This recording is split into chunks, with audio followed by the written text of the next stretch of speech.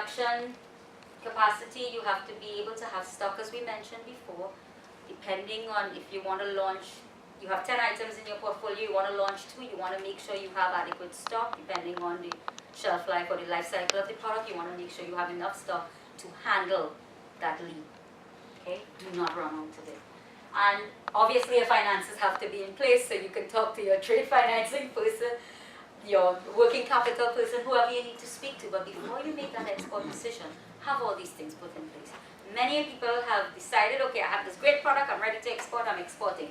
And then you get 10 orders and you can't fill none, and then they said, okay, that's it. Somebody sees that opportunity, takes advantage of it, because they're better prepared for it. So these are some very, very important points that you need to do.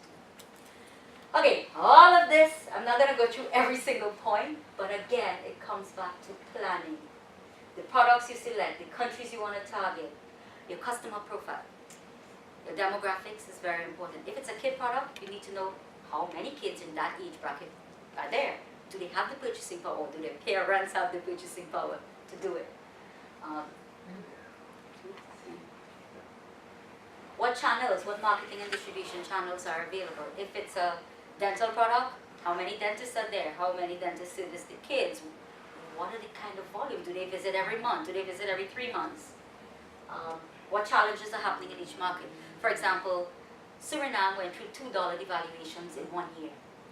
So any product that used to be relatively affordable became almost impossible to afford and became a luxury to the regular standard of living person who has a regular income. They can't afford these things anymore, so then now you have to shift, your paradigm shift goes in, and you either tweak your product or you change something to be able to satisfy that market, or you might not, you may just lose that market share altogether.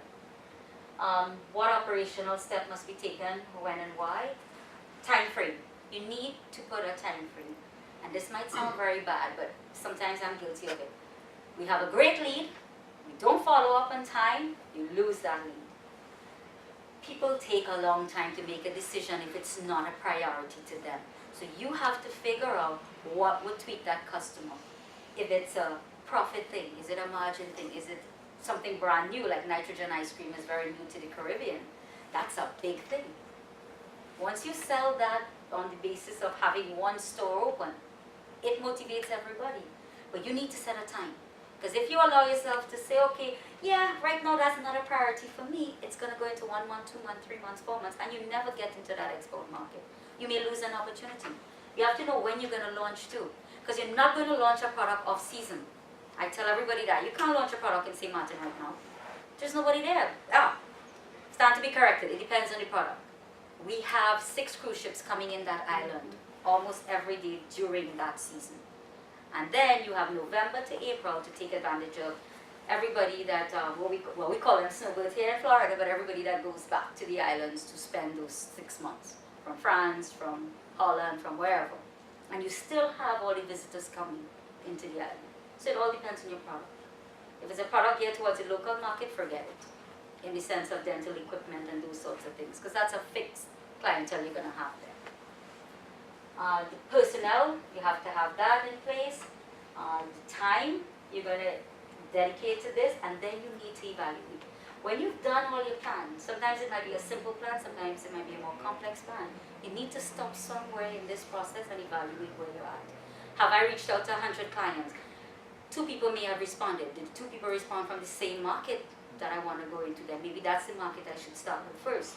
Or then maybe you might want to do Peru and say, okay, that's a large market for me, so that's where I want to be in, because if I reach out to 10,000 people, 10 may come back and I might only need 10 good customers to service that market. So it all depends on your goals for your organization and your product. Okay, Cecilia? Okay, so how are we on time? Oh, we're okay. All right. So you decided, you figure out that, okay, I've done everything, I figure out what I want to do. And if you all have an example of a product that you'd like for me to use an example with, because I will keep talking about food products, because that's the industry I'm in, and electronics. You have a product and you've decided to go, then what comes next? That is where you say, okay, I'm taking this decision to go forward. And you're part of an organization that's very good, because you're not just getting the introduction, you're getting the support for the referral business, and whatever challenges you face, you have that support here at the Treat Center. So you have people like myself, Cecilia, who will help you take it all the way. And if you have challenges with the customers from that point of view, we can even help you with that. Okay? So I need to take a 2 minutes break. Okay. And then we can chat a little bit. There are some snacks, and then we'll come back and finish up the presentation. So if any